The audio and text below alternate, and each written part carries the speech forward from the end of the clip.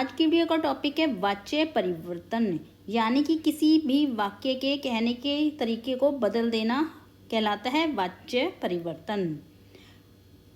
एक वाक्य को हम कई तरह से कह सकते हैं, इसी को हम वाच्य परिवर्तन बोलते हैं। तो आओ देखें इसकी परिभाषा और वाच्य परिवर्तन कैसे होता है। अब क्रिया के रूपांतरण को वाच्य कहते हैं। जब हम क्रिया के रूप को परिवर्तित कर देते हैं तो वाच्य कहलाता है। वाक्य में क्रिया का प्रयोग कर्ता के अनुसार हुआ अथवा कर्म के अनुसार हुआ अथवा स्वतंत्र रूप से हुआ, इसका बोध जिस विधि के माध्यम से होता है उसे वाच्य कहते हैं। तो देखिए इस वाक्य में हमें तीन चीज़ें पता चल रही हैं। क्रिया का प्रयोग एक तो कर्ता के अनुसार, एक तो किसके अनुसार, कर्ता के अनुसार, और दूसरा हुआ कर्म के अनुसार, और तीसरा हुआ स्वतंत्र रूप से। ये तीन प्रकार के हम क्रिया के प्रयोग होते हैं, तो उसे ही हम वाच्य कहते हैं। संस्कृत भाषा में वाच्य तीन प्रकार के होते हैं। अब हमने ऊपर लाइन में देखा ना, ऊपर वाली पंक्तियों में देखा क्रिया का प्रयोग तीन प्रकार से होता है, तो इसी प्रकार वाच्य तीन प्रकार के हुए, कर्तृवाच्य, कर्मवाच्य और भाववाच्य। कर्तृवाच्य समझते हम सबसे पहले। जिस वाक्य में क्रिया का प्रयोग कर्ता के अनुसार होता है उसे कर्तृवाच्य कहते हैं। जैसा कि नाम से ही पता चल रहा है, कर्तृ यानी कर्ता के हिसाब से जब वाच्य का प्रयोग, कर्ता के हिसाब से जब क्रिया का प्रयोग हो तो उसे हम कर्तृवाच्य कहते हैं। कर्तृवाच्य में कर्ता में प्रथमा, क्योंकि कर्ता प्रधान होता है इसमें, तो कर्ता में प्रथमा विभक्ति, कर्म में द्वितीय विभक्ति, और क्रिया जो होती है हमारी, क्योंकि यह कर्ता प्रधान होता है तो क्रिया हमारी कर्ता के पुरुष और वचन के अनुसार चलती है। तो कर्तृवाच्य में कर्ता प्रधान होता है, इसलिए कर्ता में प्रथमा विभक्ति लगेगी और क्रिया हमारी कर्ता के अनुसार चलेगी, और कर्म में हमारी द्वितीय विभक्ति लगेगी, क्योंकि कर्म हमारा गौण होता है। प्रमुख इसमें हमारा कर्ता होता है, गौण होता है, कर्म होता है, इसलिए कर्ता में प्रथम और कर्म में द्वितीय, और क्रिया हमारी कर्ता के अनुसार चलेगी। कर्ता में जो पुरुष और वचन होगा वही हमारी क्रिया में पुरुष और वचन होगा। भूतकाल के वाक्यों में लंग लकार होता है अथवा कत्वतु प्रत्यय से बनी क्रियाओं का प्रयोग होता है। जब भूतकाल वाक्य होगा उसमें लंग लकार होगा, जैसे कि पता ही होता है हमें भूतकाल में लंग लकार होता है जिसमें अ का प्रयोग पहले होता है, वो हमारा लंग लकार होता है। या फिर हम कत्वतु प्रत्यय लगा कर भूतकाल की क्रियाओं का प्रयोग कर सकते हैं। अब जैसे कि इसको हम एक उदाहरण के द्वारा समझते हैं। बालकः विद्यालयं गच्छति, बालक विद्यालय को जाता है। बालकः करता है हमारा, इसमें कोई भी हमारा कारक नहीं लगा हुआ, तो इसका मतलब ये है इसमें प्रथमा विभक्ति लगेगी। बालकः में प्रथमा विभक्ति एक वचन है, तो हमारी जो क्रिया है वो भी प्रथम पुरुष की है, हमारी प्रथम पुरुष एक वचन की होगी, क्योंकि कर्ता हमारा प्रथम पुरुष का है तो क्रिया भी हमारी प्रथम पुरुष एक वचन की होगी। विद्यालयम में द्वितीय विभक्ति आएगी, क्योंकि विद्यालय हमारा कर्म है, कर्म हमारा गौण है और उसमें द्वितीय विभक्ति लगेगी, तो विद्यालय में द्वितीय होगी विद्यालयम। लड़का विद्यालय जाता है। सिंह वनम अगच्छन, ये हमारी हो गई भूतकाल की। भूतकाल हमारा अ लग के चलता है, तो सिंह वन को जाता है। यहाँ हमारा अगच्छत आएगा। क्यों आएगा? क्योंकि हमारा सिंह एक ही है, तो अगर बहुत होते तो हमारा यहाँ आता सिंहा, क्योंकि जैसे छात्र छात्रौ छात्रहा होता है तो सिंहा आता, और हमारा यहाँ होता अगच्छन, पर हमारा एक ही है सिंह तो यहाँ हमारा अगच्छत आएगा। तो इसका मतलब है सिंह वन में गया। गया मतलब पास्ट में हो गया, भूतकाल हो गया। हम इसमें गतवान भी लगा सकते हैं, क्योंकि कत्वतु प्रत्यय भी हम ये इस्तेमाल कर सकते हैं। कर्मवाच्य, जिस वाक्य में क्रिया का प्रयोग कर्म के अनुसार होता है, जैसे कि हमें पता चला कर्मवाच्य, इसमें कर्म प्रधान होता है, कर्ता हमारा गौण होता है, कर्म प्रमुख होता है, कर्ता गौण, गौण यानी जो प्रमुख ना हो, दूसरे स्थान पर हो। जिस वाक्य में क्रिया का प्रयोग कर्म के अनुसार होता है उसे हम कर्मवाच्य कहते हैं। ठीक, क्रिया हमारी इसमें कर्म के अनुसार चलेगी। कर्मवाच्य में कर्म की प्रधानता होती है। कर्मवाच्य के कर्ता में तृतीय विभक्ति होती है, जो हमारा कर्ता होता है उसमें तृतीय विभक्ति लगेगी, कर्म में प्रथमा विभक्ति लगेगी। अब इसमें ध्यान देने योग्य बात यह है, कर्तृवाच्य में जो हमारा कर्म में द्वितीय थी तो यहाँ कर्ता में तृतीय है। कभी आप सोचे उल्टा होगा, कर्ता में द्वितीय आ जाएगी और कर्म में प्रथमा आ जाएगी, नहीं, क्योंकि कर्ता में हमारी तृतीय है और कर्तृवाच्य में हमारी कर्म में द्वितीय है, दूसरी और तीसरी का हमें ध्यान रखना है। कर्म में प्रथमा विभक्ति और क्रिया का प्रयोग कर्म की विभक्ति वचन में पुरुष के अनुसार होता है, यानी जिस वचन और पुरुष का हमारा कर्म होगा उसी वचन और पुरुष की हमारी क्रिया लगेगी। यानी एक वचन का कर्म होगा तो हमारी क्रिया भी एक वचन की होगी। अगर हमारा कर्म प्रथम पुरुष या द्वितीय या तृतीय पुरुष का होगा, प्रथम पुरुष, मध्यम पुरुष या उत्तम पुरुष का होगा, तो हमारी क्रिया भी प्रथम पुरुष, मध्यम पुरुष और उत्तम पुरुष की होगी। क्रिया हमारी हमेशा प्रथम पुरुष, मध्यम पुरुष और उत्तम पुरुष में चलती है। कर्मवाच्य की क्रिया धातु में यक यानी यक प्रत्यय जोड़कर, यक का य शेष बचता है, जोड़कर आत्मनेपदी में रूप चलाकर प्रयोग की जाती है। कर्मवाच्य की जो क्रिया है वो आत्मनेपदी में होती है, उसमें य होता है, जैसे सेव्यते, और बाद में ए की मात्रा लग जाती है। जो लास्ट वाला अक्षर होता है उसमें ए की मात्रा लग जाती है और उस लास्ट वाले अक्षर से पहले य का आगमन हो जाता है। जैसे सेव है तो हो जाएगा सेवते। इस तरह से कर्मवाच्य हमारा बनता है। अब इसका उदाहरण देख लेते हैं। छात्रेण वेदः पठ्यते। अब देखिए छात्र हमारा कर्ता है, इसमें हमारी तृतीया विभक्ति है, तृतीया विभक्ति एक वचन है, वेद है। अब वेद में हमारी हो गई प्रथमा विभक्ति हो गई, वेद है। अगर द्वितीय विभक्ति होती तो आता वेदम, पर यहाँ हम जब कर्मवाच्य बनाएंगे तो हमारी जो कर्म में है प्रथमा आएगी और कर्ता में हमारी तृतीया आएगी। तीन और एक के रेशो से चलेंगे ये। और पठ्यते ये हमारे जो 3 1 और जो हमारी क्रिया है वो ऐसे हमारी कर्म के हिसाब से चलेगी। ये हमारा डायग्राम बन गया ऐसे। छात्र के द्वारा वेद पढ़ा जाता है। अब देखिए बात को सीधा ना कह के छात्र वेद पढ़ता है, न कह के छात्र के द्वारा वेद पढ़ा जाता है। तो ये हमारे जो इंग्लिश के पैसिव वॉइसेस, एक्टिव वॉइसेस और पैसिव वॉइसेस हैं। जो वॉइसेस होते हैं वो 2 तरह के होते हैं। एक्टिव वॉइसेस जो कर्तृवाच्य उनको बोलते हैं, और जो पैसिव वॉइसेस होते हैं उसको हम कर्मवाच्य बोलते हैं। यदि बात को सीधा ना कह के घुमा के बोलना है।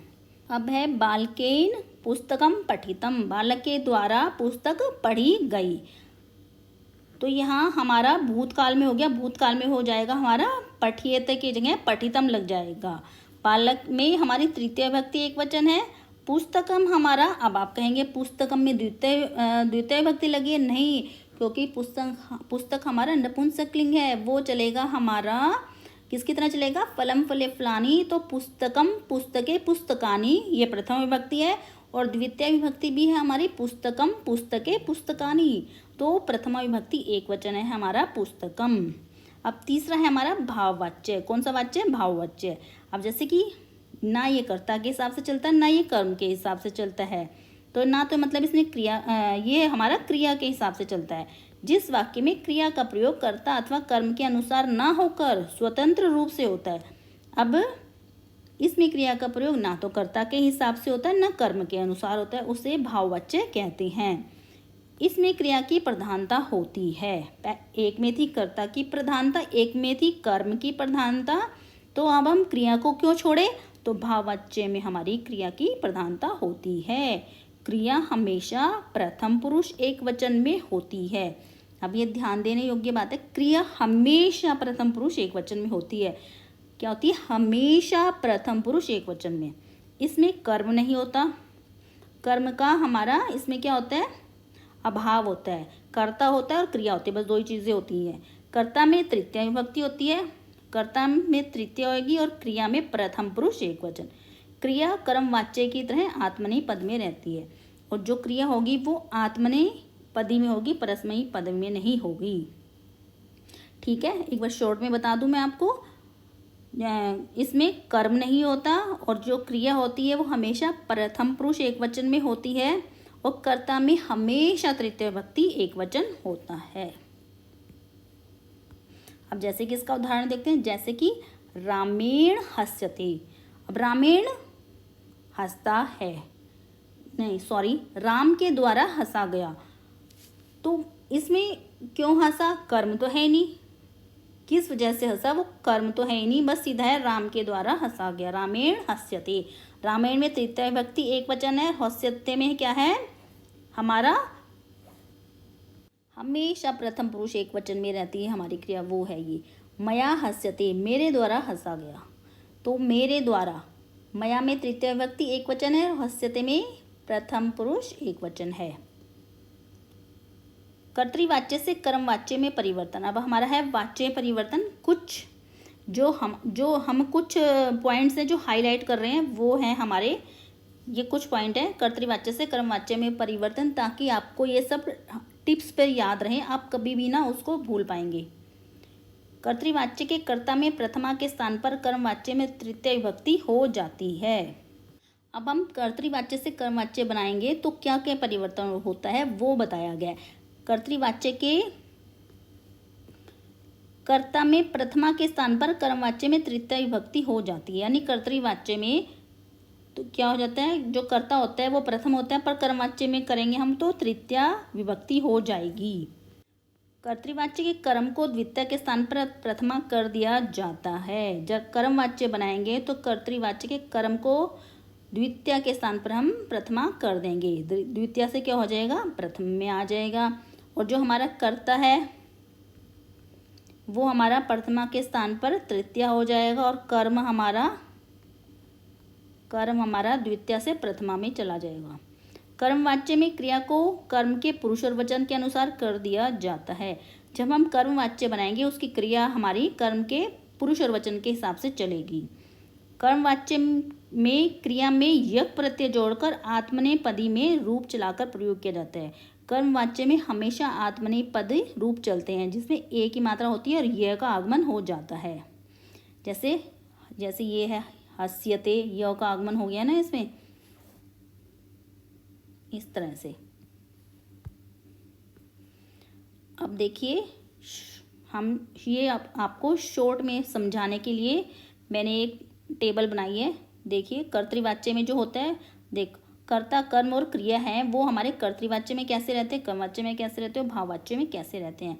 कर्तृवाच्य में हमारा कर्ता जो होता है प्रथमा होता है, कर्म हमारा द्वितीय में रहता है, और क्रिया हमारी कर्ता के पुरुष और वचन के अनुसार चलती है।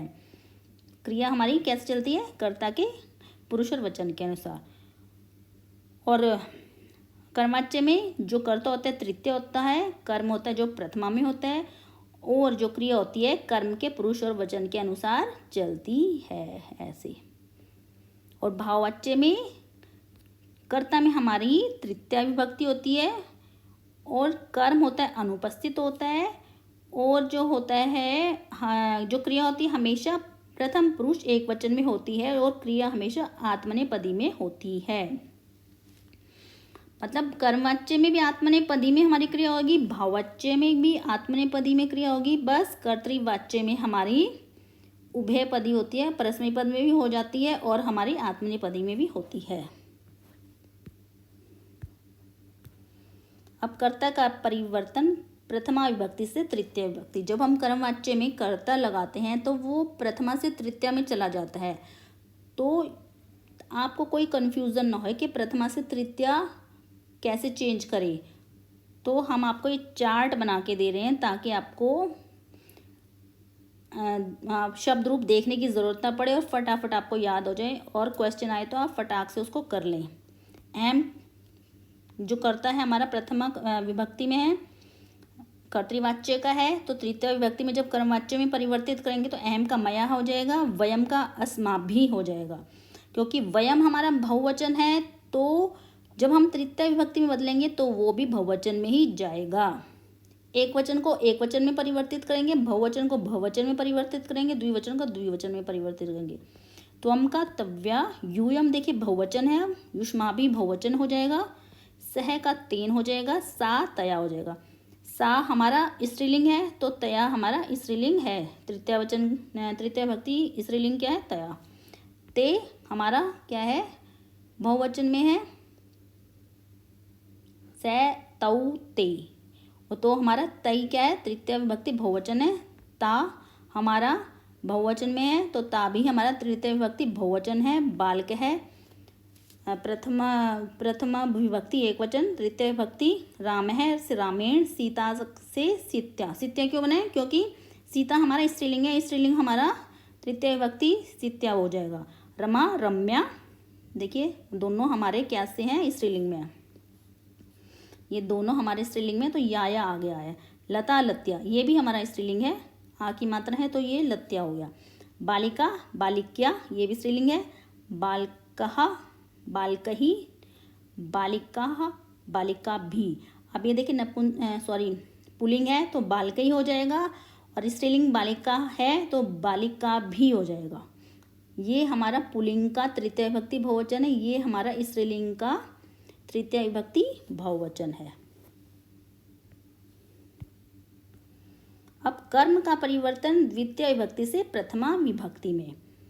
अब हम वो थे हमारे कर्तृवाच्य में कर्ता का परिवर्तन कर्म में। क्या था वो? कर्ता का परिवर्तन था वो प्रथमा विभक्ति से तृतीय विभक्ति में, जब हम कर्मवाच्य में जाएंगे। अब है हमारा कर्म का परिवर्तन द्वितीय विभक्ति से प्रथमा विभक्ति। जब हम कर्तृवाच्य में कर्ता का परिवर्तन किया, अब कर्तृवाच्य में हम कर्म का परिवर्तन करेंगे। कर्म हमारा द्वितीय विभक्ति में होता है तो उसको प्रथमा में कैसे करेंगे? तो उसके जो द्वितीय से प्रथमा में कैसे होता है? माम का क्या बनेगा? अहम, अस्मान का वयम, त्वाम त्वम, युष्मान ये हमारा बहुवचन है, द्वितीय विभक्ति बहुवचन है, उसको हम यूयम कर देंगे। बालकम का बालकह हो जाएगा। बालकान बहुवचन है तो प्रथमा विभक्ति बहुवचन हो जाएगा। बालिकाम ये हमारा स्त्रीलिंग है, बालिका का स्त्रीलिंग द्वितीय विभक्ति बहुवचन है तो प्रथमा विभक्ति बहुवचन बालिका। लताम का लताह हो जाएगा। वेदम वेद है, पाठम पाठ है, मित्रम मित्रम क्योंकि नपुंसकलिंग है तो प्रथमा में ही सेम द्वितीय में भी सेम होता है। फलम फलम, पुस्तकम पुस्तकम, मित्राणी मित्राणी, पुस्तकानी पुस्तकानी, ये सब नपुंसकलिंग में आते हैं हमारे यहाँ से लेके यहाँ तक। तो जो कर्म का परिवर्तन कर्तृवाच्य से जब कर्तृवाच्य से कर्मवाच्य बनाएंगे तो हम कर्म को हम कर देंगे प्रथमा में। तो कर्म हमारे जैसे द्वितीय में है तो हम उसको प्रथमा में करेंगे तो वो सब हमारे दिए हुए हैं। माम का हैम, आसमान का व्यम, वो हमारे सब सूचक दिए हुए हैं। अब हम क्रिया का परिवर्तन करने के लिए कैसे कैसे करेंगे वो धातुएं हमें याद रखनी है। जैसे कई बार हम करते हैं तो धातु याद नहीं आती कि जैसे पट है, पट का पठ्यते बनेगा या पठ्यति बनेगा या पठते बनेगा, तो हमें ध्यान नहीं आता, तो हमें ये याद कर लेंगे तो हमें उस टाइम एग्जाम के टाइम करने में बहुत आसानी हो जाती है। जैसे पठ है कर्तृवाच्य में लगेगा पठती और कर्मवाच्य में हो जाएगा पठ्यते। गम है गच्छति गम्यते, भूखा भवति भूयते, गई का गायति गीयते। आप देखिए कर्तृवाच्य में गायति है तो गायते नहीं होगा, गीयते हो जाएगा कर्मवाच्य करते हुए। पृच का पृच्छति पृच्छ्यते, रुच का रोचते, अब कर्तृवाच्य में रोचते है और कर्मवाच्य में हमारा गया रुच्यते। सेव सेवते सेव्यते। अब देखिए ये हमारा सेवते और सेव्यते है।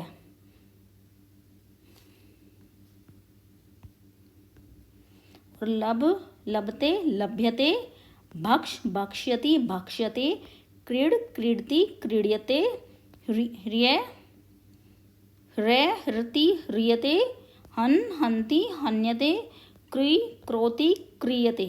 ये सब याद रखना, करोति है और क्रियते है। र कहाँ लगेगा? उसमें करोति है, उसमें क के नीचे हमारा आ जाएगा हलंत वाला र, तो वो क के नीचे चला जाएगा। पूज पूज्यति पूज्यते, पा पिबति पीयते, स्मृ स्मृति स्मृयते। अब है हमारी अच्छा ये वही है, आगे कंटिन्यू है। नी नयति नीयते, दा ददाति दीयते, नम नमति नम्यते, हस हस्ति हस्यते, खाद खादति खाद्यते, लिख लिखति लिख्यते, पच पचति पच्यते। ये आपकी जो एग्ज़ाम में आने वाली सारी जो धातुएं हैं उसका हमने कर्मवाच्य लोट लकार में आपको मोस्टली सारी कवर कर दी हैं। ये आप अच्छे से याद कर लिए, इसी में से ही आपको एग्ज़ाम में परिवर्तित करने के लिए ही आएगा। कर्तृवाच्य से कर्मवाच्य। अब हमारे वाक्य बताएंगे हम, ताकि आपको अच्छे से कॉन्सेप्ट क्लियर हो जाए। और अभ्यास आप खुद भी अभ्यास कर सकते हैं। जो मैंने क्वेश्चन दिए हैं आपको, कर्तृवाच्य दिए हैं, आप कर्मवाच्य एक बार पढ़ के खुद से प्रैक्टिस करेंगे तो आपको बहुत अच्छे से आ जाएगा। जो एग्ज़ाम में आने वाले प्रश्न है वही मैंने निकाल कर आपको अभ्यास के लिए यहाँ दिए हैं। सह पाठम पठती, सीधा सा सिंपल सा सेंटेंस है। सह पाठम पठती, वह पाठ को पढ़ता है, यानी वह पाठ पढ़ता है भी बोल सकते हैं, वह पाठ को पढ़ता है भी बोल सकते हैं, क्योंकि इसमें द्वितीय भक्ति एकवचन लगा हुआ है हमारा। तो सह हमारा हो जाएगा तीसरे में परिवर्तित, और जो हमारा दो कर्म है हमारा द्वितीय में, वो हो जाएगा हमारा प्रथमा में, और जो क्रिया है वो हमारी चलेगी कर्म के हिसाब से। तो हो गया 3-1, और क्रिया चलेगी कर्म के हिसाब से। कर्मवाच्य में हमेशा क्रिया कर्म के हिसाब से चलती है। तो सह का हो गया 3, पाठम का द्वितीय का प्रथमा हो गया, पाठ है, और पठ्यते, पाठ है एक वचन में है तो पठ्यते हमारे एक वचन में हो जाएगा, प्रथमा का एक वचन में। त्वम गीतम गायसी, त्वम गीतम गायसी, तुमने गीत को गाया। हम ऐसे भी बोल सकते हैं और ऐसे भी बोल सकते हैं, तुमने गीत गाया। अब देखिए त्वम है तो हमारा क्या है, मध्यम पुरुष का करता है, तो हमारी क्रिया भी मध्यम पुरुष की लगेगी, दोनों एक वचन में है। तो त्वम का हो गया हमारा तृतीया में परिवर्तित, गीतम का हो गया हमारा प्रथमा में, क्योंकि नपुंसक लिंग है, गीतम गीते गीतानी है, ऐसे होगा। और जो हमारा ये गीयते बना है, ये हमारा प्रथम पुरुष एक वचन में चलेगा, क्योंकि गीतम प्रथम विभक्ति एक वचन में है। तो और वैसे भी गीत है हमारा प्रथम पुरुष का करता है, पर प्रथम पुरुष का है, तो ये हमारा गीयते भी हमारा प्रथमा पुरुष एक वचन लगेगा। तो आप सोचेंगे त्वम तो हमारा द्वितीय मतलब मध्यम पुरुष का करता है, तो गीयते का यहाँ पे ये मध्यम पुरुष का क्यों नहीं हुआ, पर हमारी जो क्रिया है वो हमारी क्या चलेगी, कर्म के हिसाब से। तो इसके हिसाब से ना चल के ये गलत है, ये चलेगी हमारी कर्म के हिसाब से। प्रथम पुरुष की हमारी ये कर्म है, तो हमारा क्रिया भी प्रथम पुरुष की होगी। हमें इसमें कर्ता को नहीं देखना है, क्रिया को लगाते हुए हमें कर्ता को नहीं देखना है। सह माम पश्यसी, सह माम पश्यसी नहीं है, पश्यति आएगा, क्योंकि सह हमारा प्रथम पुरुष का करता है, तो क्रिया भी प्रथम पुरुष की लगेगी। पश्यति, पश्यते, पश्यन्ति। तो सह माम पश्यति, वह मुझको देखता है। माम हो गया हमारा द्वितीय विभक्ति का कर्ता, द्वितीय विभक्ति एक वचन है, अहम अवाम वयम माम अवाम अस्मान। तो माम से क्या बनेगा, माम से जब अभी हमने आपको पहले भी बताया ना, क्या बताया था, अब देखिए माम से हमारा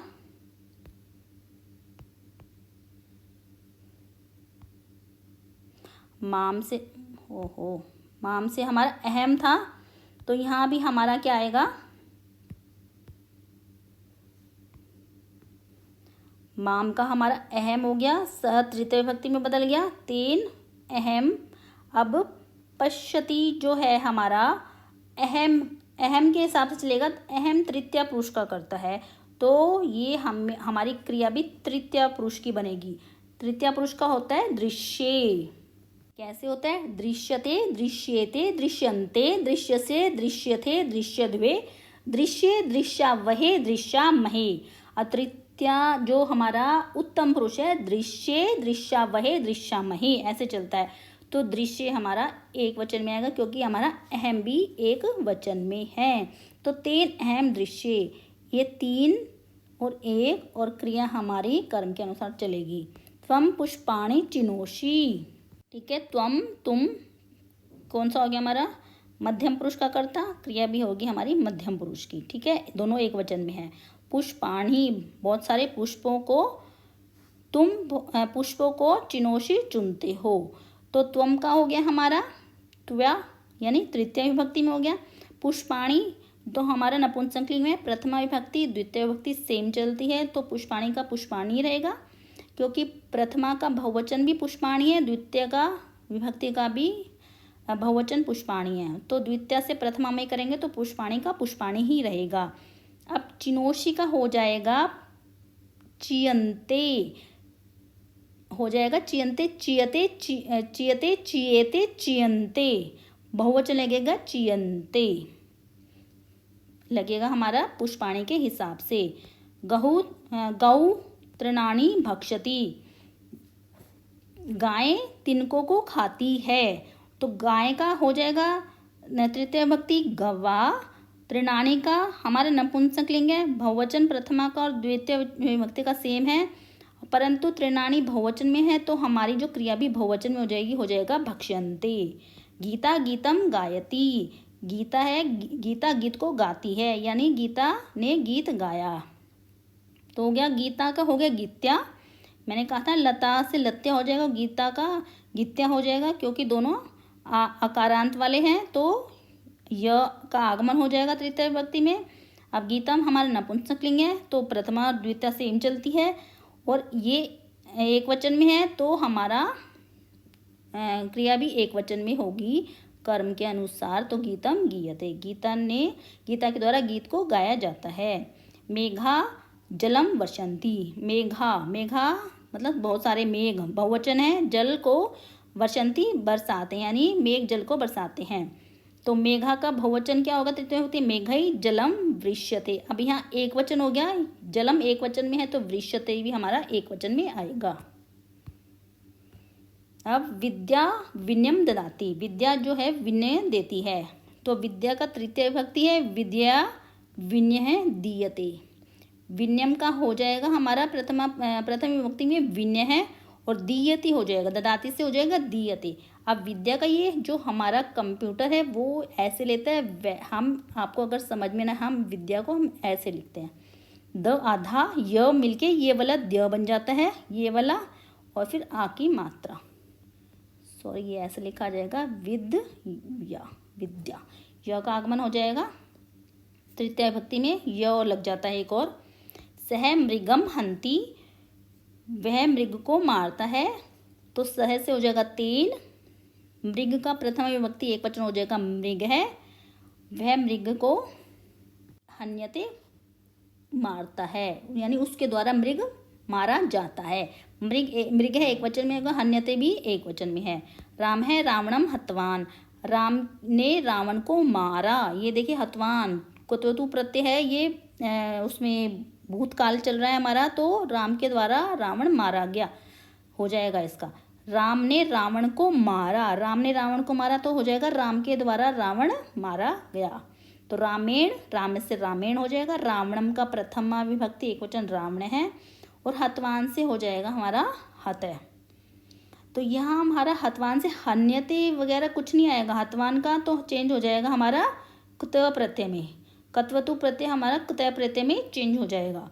सह संकल्पम करोति, वह संकल्प करता है, सह से तेन हो जाएगा। संकल्पम का प्रथम विभक्ति एक वचन हो जाएगा, संकल्प है। करोति का हमारा क्रियते हो जाएगा। वो थे, अब हमने देखे थे कर्तृवाच्य से कर्मवाच्य, अब हम कर्मवाच्य से कर्तृवाच्य देखें। कर्तृवाच्य से कर्मवाच्य बनाने बहुत आसान है, और कर्मवाच्य से कर्तृवाच्य थोड़ा सा हमें दिमाग लगाना पड़ता है। अब उसको भी हम देखते हैं। उसी चीज़ को आसान बनाने के लिए हम इसकी प्रैक्टिस करते हैं। कर्मवाच्य में क्या होएगा,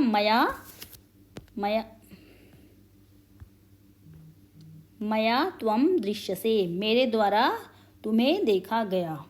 तो मया का तृतीय विभक्ति का प्रथमा हो गया अहम, त्वम से हो गया एक प्रथमा विभक्ति को हम द्वितीय में कर देंगे त्वाम। अब क्रिया हमारी कर्ता के अनुसार चलेगी, अहम है तो हो जाएगा पश्यामि, क्योंकि पश्यति पश्यते पश्यन्ति हो गया हमारा प्रथम पुरुष का कर्ता। मध्यम का हो गया पश्यसि पश्यते पश्यत, और हमारा उत्तम पुरुष का हो गया पश्यामि पश्यावह पश्यामः। तो पश्यामि एक वचन, ये भी एक वचन में। मया गीत है गीयते, मेरे द्वारा गीत गाया गया। अहम, मया का हो गया अहम, गीतम, गीतः का हो गया गीतम, द्वितीय विभक्ति हो गया और हैम के हिसाब से हमारा क्रिया होगी गायामी।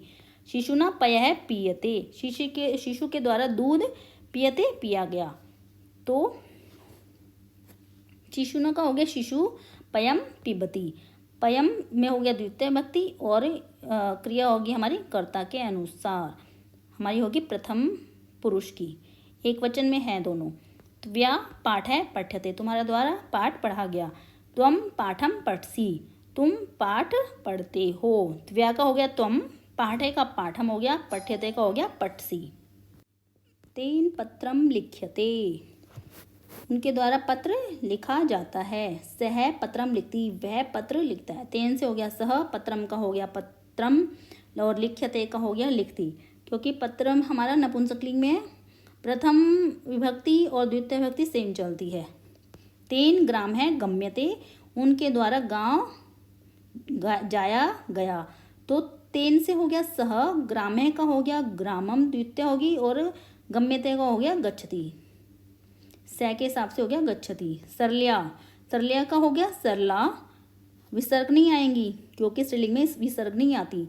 लेख है का हो गया लेखम और लिख्यते का हो गया लिखती। गणेशन जनके प्रणम्यते, गणेश के द्वारा जनक को यानी माता पिता को प्रणाम किया जाता है। गणेश है, गणेशन का हो गया गणेश है, जन कैसे हो गया जनकम द्वितीय होगी और प्रणमति प्रथम पुरुष एक वचन हो गया हमारा, क्योंकि गणेश हमारा प्रथम पुरुष का करता है तो क्रिया भी हमारी प्रथम पुरुष में ही चलेगी। अब ये तो थे कर्तृवाच्य से कर्मवाच्य बनाने और कर्मवाच्य से कर्तृवाच्य बनाने। अब हमारा तीसरा रह गया कर्तृवाच्य से भाववाच्य कैसे बनते हैं। कर्तृवाच्य से भाववाच्य में परिवर्तन।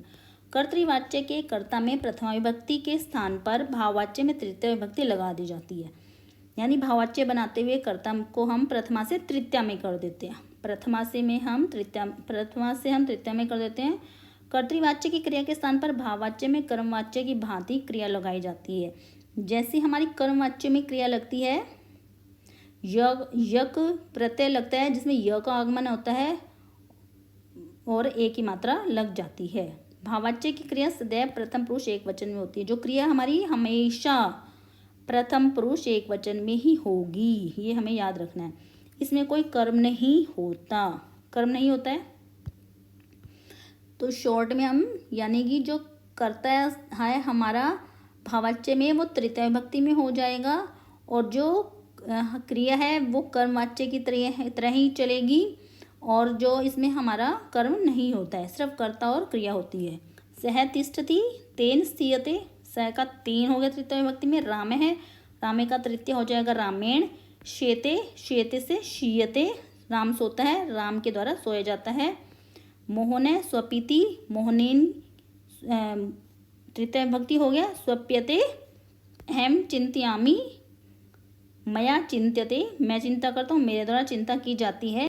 अब है हमारा वयम तिष्ठामि, हम सब ठहरते हैं, तो इसका होगा अस्माभिः स्थीयते, हम सब के द्वारा ठहरा जाता है। अब जैसे ये अस्माभिः बहुवचन में है तो इसके हिसाब से तो स्थीयन्ते होना चाहिए, पर हमारा हमेशा जो क्रिया होगी प्रथम पुरुष एक वचन में रहेगी। ये उत्तम पुरुष बहुवचन में भी ना रह के, क्योंकि ये हमारा उत्तम पुरुष बहुवचन का करता है तो क्रिया भी हमारी उत्तम पुरुष बहुवचन की होनी चाहिए, परंतु हमारी होगी प्रथम पुरुष हमारी होगी क्रिया हमेशा प्रथम पुरुष एक वचन। तुम हंससी, तुम हंसते हो, तुम का हो जाएगा त्वया तृतीय विभक्ति में और हंससी की जगह हो जाएगा जो हमारी क्रिया है वो हमेशा प्रथम पुरुष एक वचन की होगी, हस्यते।